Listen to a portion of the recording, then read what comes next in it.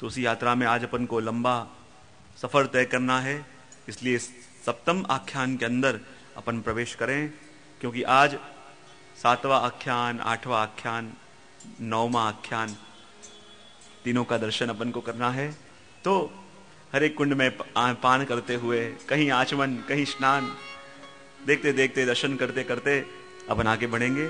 सभी भाव से, प्रेम से 7वें आख्यान के अंदर प्रवेश करें।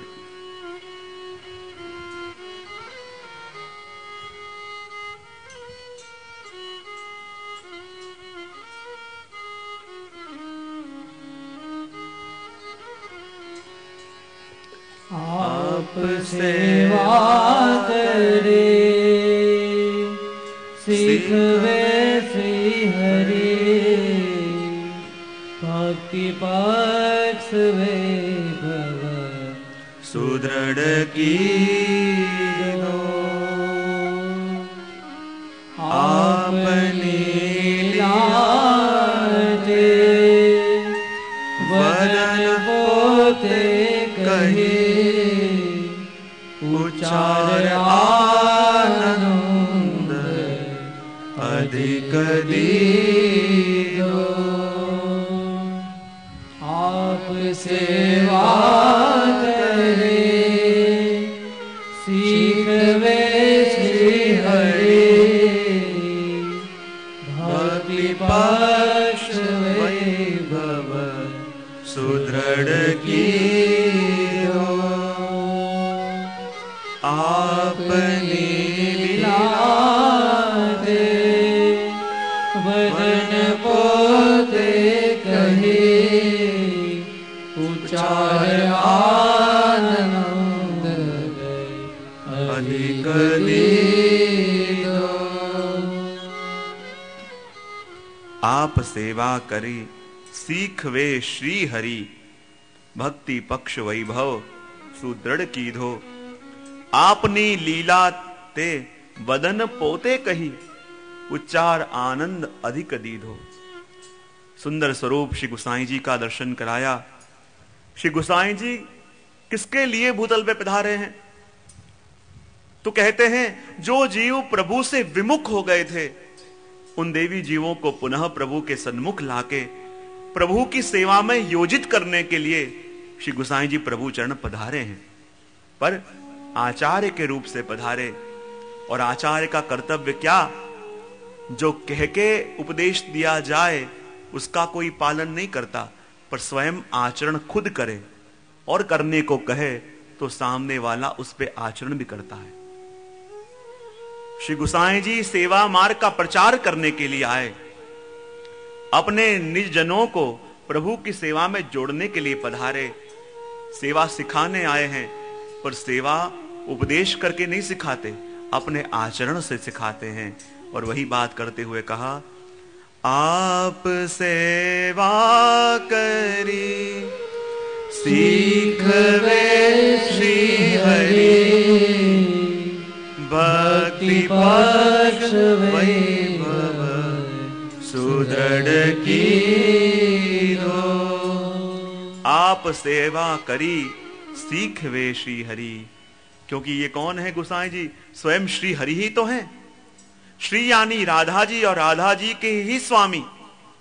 ऐसे प्रभु ही मानो अपनी सेवा खुद सिखाने के लिए स्वयं आचार्य रूप से पधारे, और अपने जीवों को हाथ पकड़ के प्रभु की सेवा में जोड़ते हैं, और प्रभु की सेवा सिखाते भी हैं।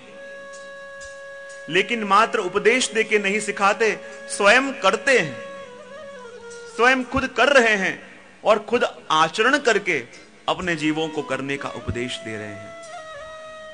क्योंकि अधिकतर जब उपदेश दिए जाएं और लोग पालन क्यों नहीं करते? क्योंकि अधिकतर उपदेशक कैसे होते हैं? जैसे एक लड़का पानी में कहीं डूबा, हाथ पैर हिलाने लगा, पास में कोई साधु खड़े थे, उन्होंने लड़के को हाथ पकड़ के बाहर निकाला और कहा, अरे भैया तुझे तैरना नहीं आता तो पानी में क्यों उतरता है?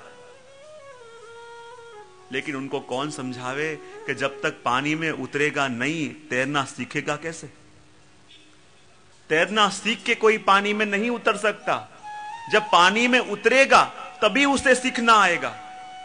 जब पानी में खुद उतर के हाथ पैर चलाएगा तभी उस जल में उसे तैरना भी आएगा।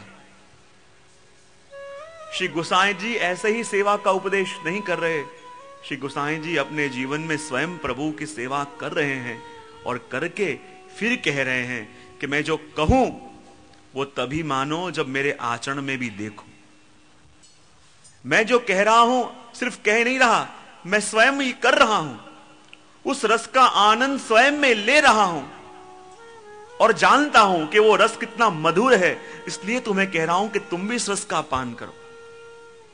क्योंकि जो उस सागर में डूबा हुआ होता है, जो उस रस का स्वयं आनंद ले रहा है, वही किसी और को उस आनंद को लेने के लिए, उस रस का अनुभव करने के लिए आमंत्रित कर सकता है।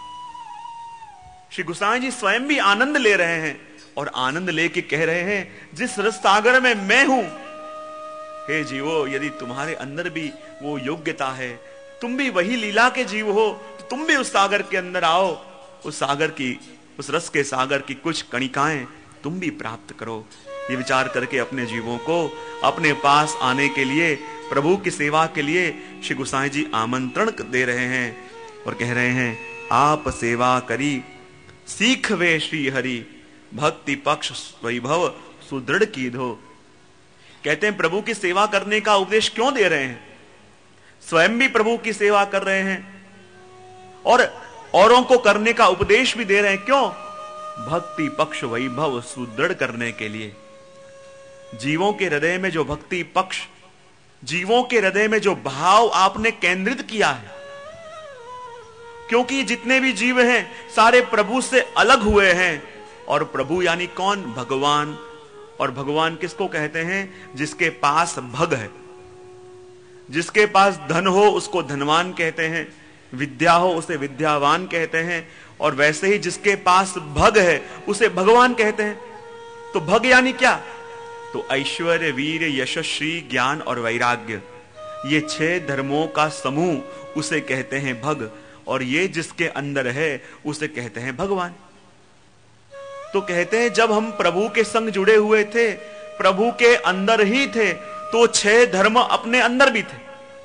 लेकिन जहां प्रभु से अलग हुए वो 6 धर्म जाते रहे।